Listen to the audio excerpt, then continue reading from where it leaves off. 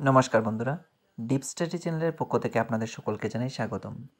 আজকে আবারও আমি টিটেট পেপার 2 এর জন্য বাছাই করা most important 30 political science questions আপনাদের সামনে নিয়ে এসেছি। আশা করছি এই ভিডিওটা আপনাদের এক্সাম প্রিপারেশনকে অনেকটা মজবুত করতে সক্ষম হবে। শুরু করছি আজকের ভিডিও প্রথম কোয়েশ্চেন্স দিয়ে, যেখানে বলা হয়েছে দেশের সর্বাপেক্ষা গুরুত্বপূর্ণ রাজনৈতিক প্রতিষ্ঠান কাকে বলা হয়। তো মনে রাখবেন, দেশের সর্বাপেক্ষা গুরুত্বপূর্ণ রাজনৈতিক প্রতিষ্ঠান যাকে বলা হয় উনি হলেন প্রধানমন্ত্রী। মোস্ট ইম্পর্টেন্ট একটা কোয়েশ্চেন, অবশ্যই সেটা মনে রাখবেন, টিটেট পেপার 2 এর জন্য অত্যন্ত গুরুত্বপূর্ণ। তারপর আমরা মুভ করছি 2 নম্বর কোয়েশ্চেনের দিকে, যেখানে বলা হয়েছে সাধারণত শাসক দলের প্রথম সারির নেতারা যারা সরকারের প্রধান মন্ত্রণালয়ের দায়িত্বপ্রাপ্ত থাকেন তাদের কি বলা হয়। তো অবশ্যই সেটা মনে রাখবেন, তাদেরকে কিন্তু পূর্ণমন্ত্রী বলা হয়ে থাকে। এটাও কিন্তু টিটেট 2 এর ক্ষেত্রে অত্যন্ত গুরুত্বপূর্ণ, অবশ্যই সেটা মনে রাখবেন, তার সঠিক আনসার হবে পূর্ণমন্ত্রী। তারপর আমরা মুভ করছি 3 নম্বর কোয়েশ্চেনের দিকে, যেখানে বলা হয়েছে কতজন মন্ত্রী নিয়ে একটি ক্যাবিনেট গঠিত হয়। তো একটা ক্যাবিনেট গঠন করতে হলে আমাদের কিন্তু 20 জন মন্ত্রীর প্রয়োজন হবে। তো 20 জন মন্ত্রী নিয়েই কিন্তু একটা ক্যাবিনেট গঠন করা সম্ভব। তারপর আমরা মুভ করছি 4 নম্বর কোয়েশ্চেনের দিকে, যেখানে বলা হয়েছে ভারতের রাজনৈতিক ব্যবস্থায় রাষ্ট্রের প্রধান নিয়মতান্ত্রিক ক্ষমতা প্রয়োগের অধিকারীকে।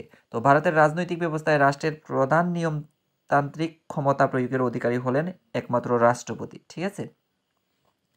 তারপর আমরা মুভ করছি 5 নম্বর কোয়েশ্চেনের দিকে, যেখানে বলা হয়েছে কার নামে সরকারের যাবতীয় কার্যাবলী সম্পাদিত হয়। নিয়োগ সংক্রান্ত কিংবা যে কোনো কাজের ক্ষেত্রে কে কার নামে সরকারের যাবতীয় কাজ সম্পাদিত হয়, সেটা কিন্তু রাষ্ট্রপতির নামেই কিন্তু সমস্ত কাজ সম্পাদিত হয়ে থাকে। তারপর আমরা মুভ করছি 6 নম্বর কোয়েশ্চেন, খুব ইম্পর্টেন্ট একটা কোয়েশ্চেন, অবশ্যই সেটা মনে রাখবেন। মডেলস অফ ডেমোক্রেসি বইটি কে লেখেন। তো মডেলস অফ ডেমোক্রেসি বইটি যিনি লিখেন ওনার নাম হচ্ছে ডেভিড হ্যাল্ড। ডেভিড হ্যাল্ড কিন্তু মডেলস অফ ডেমোক্রেসি বইটি লিখেছিলেন। তারপর আমরা মুভ করছি 7 নম্বর কোয়েশ্চেনের দিকে, যেখানে বলা হচ্ছে সুষ্ঠু দল ব্যবস্থা গণতন্ত্রের সাফল্যের চাবিকাঠি। এই কথাটি কে বলেন। তো সুষ্ঠু দল ব্যবস্থা গণতন্ত্রের চাবিকাঠি, এই কথাটি যিনি বলেছেন ওনার নাম হলো অ্যালান বল। ঠিক আছে। প্রত্যেকটা কোয়েশ্চেন এই ভিডিওতে আমি যা দিয়েছি প্রত্যেকটা কোয়েশ্চেন ইম্পর্টেন্ট এবং আসার যোগ্য বা এক্সাম ওরিয়েন্টেড। তো আপনাদের কাছে আমার রিকোয়েস্ট, আপনারা অবশ্যই ভিডিওটা না টেনে পুরোপুরি দেখবেন, যাতে করে আপনারা আপনাদের এক্সাম প্রিপারেশনকে মজবুত করতে সক্ষম হন। তারপর আমরা মুভ করছি 8 নম্বর কোয়েশ্চেনের দিকে, যেখানে বলা হয়েছে ডেমোক্রেসি অ্যান্ড লিবার্টি গ্রন্থের লেখককে। ডেমোক্রেসি অ্যান্ড লিবার্টি গ্রন্থের লেখক যিনি হলেন ওনার নাম হলো জন লক। ঠিক আছে, লক হলো এই কোয়েশ্চেনের এগেনস্টে কারেক্ট আনসার। তারপর আমরা মুভ করছি 9 নম্বর কোয়েশ্চেনের দিকে, যেখানে বলা হয়েছে নির্বাচন প্রক্রিয়া কোন দেশ থেকে নেওয়া হয়েছে। তো ভারতের যে নির্বাচন প্রক্রিয়া সেটা কিন্তু কোন দেশ থেকে নেওয়া হয়েছে, সেটা নেওয়া হয়েছে কানাডা থেকে। ঠিক আছে, কানাডা থেকে কিন্তু এই নির্বাচন প্রক্রিয়াটা নেওয়া হয়েছিল। তারপর আমরা মুভ করছি 10 নম্বর কোয়েশ্চেনের দিকে, যেখানে বলা হয়েছে সংবিধানে স্বীকৃত ভাষার সংখ্যা কয়টি। তো অবশ্যই সেটা মনে রাখবেন, সংবিধানে স্বীকৃত ভাষার সংখ্যা রয়েছে 22টি। তারপর আমরা মুভ করছি 11 নম্বর কোয়েশ্চেনের দিকে, যেখানে বলা হয়েছে রাজ্যপাল ও রাজ্য মন্ত্রিসভার মধ্যে সংযোগ রক্ষাকারী হিসাবে কাজ করেন কে। তো রাজ্যপাল ও রাজ্য মন্ত্রিসভার মধ্যে সংযোগ রক্ষাকারী হিসাবে যিনি কাজ করেন ওনার নাম হচ্ছে মুখ্যমন্ত্রী। মুখ্যমন্ত্রী কিন্তু রাজ্যপাল ও রাজ্য মন্ত্রিসভার মধ্যে সংযোগ রক্ষাকারী বা কমিউনিকেটর হিসাবে কাজ করে থাকেন। তারপর আমরা মুভ করছি 12 নম্বর কোয়েশ্চেনের দিকে, যেখানে বলা হচ্ছে ভারতীয় সংসদ ভবনের স্থপতি কে ছিলেন। খুব খুব ইম্পর্টেন্ট কোয়েশ্চেন, অবশ্যই সেটা মনে রাখবেন। টিটেট পেপার 2 এর জন্য ভারতীয় সংসদ ভবনের স্থপতি যাকে বলা হয় তার নাম হলো স্যার এডউইন লুটিয়েন্স এবং স্যার হারবার্ট বেকার। স্যার এডউইন লুটিয়েন্স এবং স্যার হারবার্ট বেকার ছিলেন ভারতীয় সংসদ ভবনের স্থপতি বা প্রতিষ্ঠাতা কিংবা নির্মাতা। তারপর আমরা মুভ করছি 30 নম্বর কোয়েশ্চেনের দিকে, যেখানে বলা হচ্ছে রাজ্য বিধানসভার স্পিকারকে কে নিযুক্তি করেন। তো রাজ্য বিধানসভার স্পিকারকে কে নিযুক্ত করেন। তো রাজ্য বিধানসভার যিনি স্পিকার ওনাকে নিযুক্ত করে থাকেন ওই রাজ্যের রাজ্যপাল। ঠিক আছে। তারপর আমরা মুভ করছি 40 নম্বর কোয়েশ্চেনের দিকে, যেখানে বলা হয়েছে আইন প্রণয়ন, সংশোধন ও বাতিল করতে পারে কে। তো আইন প্রণয়ন, সংশোধন ও বাতিল করার মতো ক্ষমতা রয়েছে কার, পার্লামেন্টের হাতে। পার্লামেন্টের হাতে কিন্তু আইন প্রণয়ন যেরকম তিনি করতে পারেন কিংবা সেটাকে সংশোধন কিংবা বাতিলও তিনি করতে পারেন, পার্লামেন্ট। তারপর আমরা মুভ করছি 15 নম্বর কোয়েশ্চেনের দিকে, যেখানে বলা হচ্ছে ভারতের পার্লামেন্টের সমস্ত ক্ষমতার কেন্দ্রবিন্দু কাকে বলা হয়। তো ভারতীয় পার্লামেন্টের সমস্ত ক্ষমতার কেন্দ্রবিন্দুতে যাকে রাখা হয়েছে তো সেটা হলো লোকসভা। লোকসভাকে কিন্তু ভারতীয় পার্লামেন্টের সমস্ত ক্ষমতার কেন্দ্রবিন্দুতে রাখা হয়েছে। তারপর আমরা মুভ করছি 16 নম্বর কোয়েশ্চেনের দিকে, যেখানে বলা হয়েছে কে মৌলিক অধিকারের উপর বাধা নিষেধ আরোপ করতে পারেন। তো মৌলিক অধিকারের উপর কিন্তু বাধা নিষেধ আরোপ করতে পারেন এমন ক্ষমতা রয়েছে কার? পার্লামেন্টের উপরও কিন্তু মৌলিক অধিকারের উপর বাধা নিষেধ আরোপ করার কি রয়েছে? ক্ষমতা রয়েছে। তারপর আমরা মুভ করছি 17 নম্বর কোয়েশ্চেনের দিকে, যেখানে বলা হয়েছে হাইকোর্টের বিচারপতিগণ কার পরামর্শ ক্রমে সুপ্রিম কোর্টের বিচারপতিদের দ্বারা নিযুক্ত। তো হাইকোর্টের বিচারপতিগণ কার পরামর্শক্রমে সুপ্রিম কোর্টের বিচারপতিদের দ্বারা নিযুক্ত? সেটা হলো রাজ্যপাল যদি ওই রাজ্যের রাজ্যপাল যদি পরামর্শ নিয়ে সুপ্রিম কোর্টের বিচারপতিদের দ্বারা কি হবে? হাইকোর্টের যারা বিচারপতি রয়েছেন তাদের নিযুক্তি করতে পারবেন। তারপর আমরা মুভ করছি 18 নম্বর কোয়েশ্চেনের দিকে, যেখানে বলা হয়েছে ভারতের সুপ্রিম কোর্ট কোন মামলায় সংবিধানের মৌলিক কাঠামো তত্ত্বটি উপস্থিত করেন। তো ভারতের সুপ্রিম কোর্ট কোন মামলায় সংবিধানের মৌলিক কাঠামোকে উপস্থিত করেছিল? সেটা করেছিল কেশবানন্দ ভারতী মামলায়। কিন্তু ভারতের সুপ্রিম কোর্ট কি করেছিল? সংবিধানের মৌলিক যে কাঠামো, মৌলিক যে স্ট্রাকচার সেটাকে উপস্থিত করেছিল। তো আমি আবারও বলছি, এই আনসার হচ্ছে কেশবানন্দ ভারতী মামলায়। তারপর আমরা মুভ করছি 19 নম্বর কোয়েশ্চেনের দিকে, যেখানে বলা হয়েছে ভারতের কোন রাজ্যে তফসিলি উপজাতির সংখ্যা সবচেয়ে বেশি। তো ভারতের তফসিলি উপজাতির সংখ্যা কোন রাজ্যে সবচেয়ে বেশি? সেটা হলো নাগাল্যান্ড রাজ্যে কিন্তু ভারতের তফসিলি উপজাতির সংখ্যাটা সবচেয়ে বেশি পরিমাণে রয়েছে। তারপর আমরা মুভ করছি 20 নম্বর কোয়েশ্চেনের দিকে, যেখানে বলা হয়েছে ভারতের কোন রাজ্যে সর্বপ্রথম ডিলিমিটেশন কমিটির সুপারিশ মেনে নির্বাচন অনুষ্ঠিত হয়েছে। তো ভারতের কোন রাজ্যে সর্বপ্রথম ডিলিমিটেশন কমিটির সুপারিশ মেনে নির্বাচন হয়েছিল? সেটা হয়েছিল কর্ণাটক রাজ্যে। খুব ইম্পর্টেন্ট কোয়েশ্চেন, অবশ্যই সেটা মনে রাখবেন টিটেট পেপার 2 এর জন্য অত্যন্ত গুরুত্বপূর্ণ একটা কোয়েশ্চেন। তারপর আমরা মুভ করছি 21 নম্বর কোয়েশ্চেনের দিকে, যেখানে বলা হয়েছে কত সালে দিল্লি জাতীয় রাজধানী অঞ্চল হিসাবে আখ্যায়িত হয়। অর্থাৎ কত সালে দিল্লিকে জাতীয় রাজধানী অঞ্চল রূপে আখ্যায়িত করা হয়েছিল?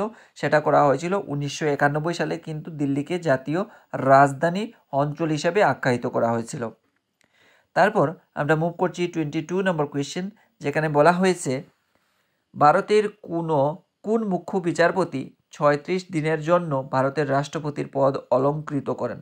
তো ভারতের এমন একজন বিচারপতি ছিলেন যে কিনা 36 দিনের জন্যই শুধুমাত্র রাষ্ট্রপতির পদটাকে অলংকৃত করতে পেরেছিলেন।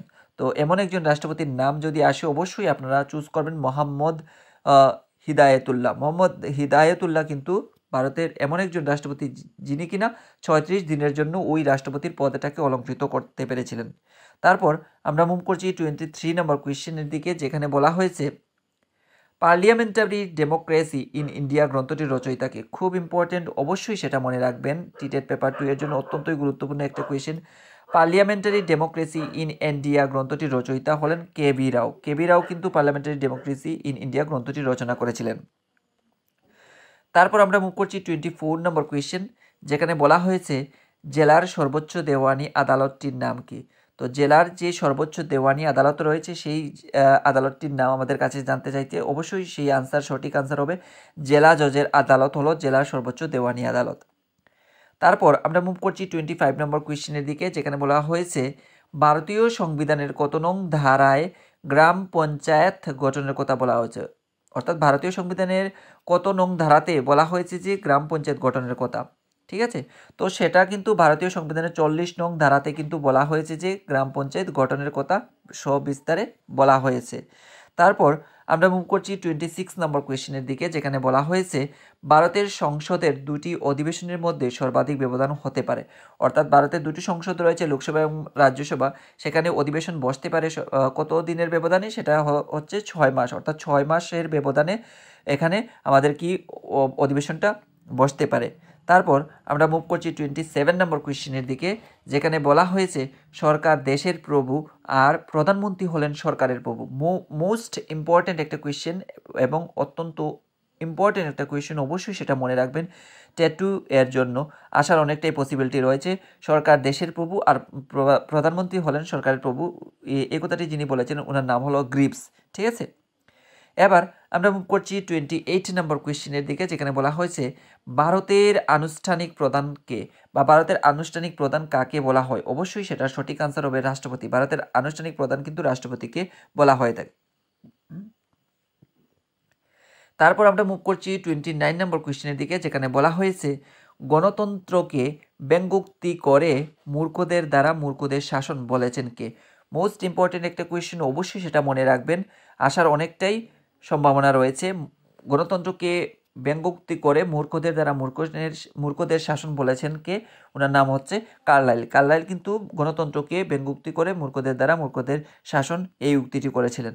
তারপর আমরা মুভ করছি 30 নম্বর কোয়েশ্চেনের দিকে, যেখানে বলা হয়েছে কত নং ধারা অনুযায়ী পার্লামেন্ট আইন প্রণয়ন করতে পারে? অর্থাৎ সংবিধানের কত নং ধারাতে বলা হয়েছে যে পার্লামেন্টকে সেই ক্ষমতা অর্পণ করা হয়েছে যে সে আইন প্রণয়ন করতে পারবে।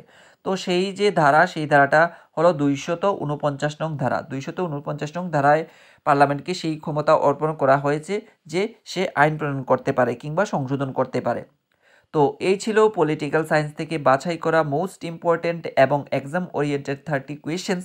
আশা করছি এই মোস্ট ইম্পর্ট্যান্ট এবং এক্সাম ওরিয়েন্টেড 30 কোয়েশ্চেন্স আপনাদের এক্সাম প্রিপারেশনকে কিছুটা হলেও মজবুত করতে সক্ষম হয়েছে। আর যদি ভিডিওটা আপনাদের কাছে একটু হলেও ভালো লেগে থাকে কিংবা উপকারে আসে, অবশ্যই একটা লাইক, কমেন্ট, শেয়ার এবং সাবস্ক্রাইব করে দিয়ে ডিপ স্টাডি চ্যানেলের সঙ্গে থাকবেন। ধন্যবাদ সবাইকে। আপনারা সবাই ভালো থাকুন, সুস্থ থাকুন, আর সুস্থভাবে আপনাদের এক্সাম প্রিপারেশনকেও চালিয়ে নিয়ে যান এই কামনাই করছি। আবারও সবাইকে ধন্যবাদ।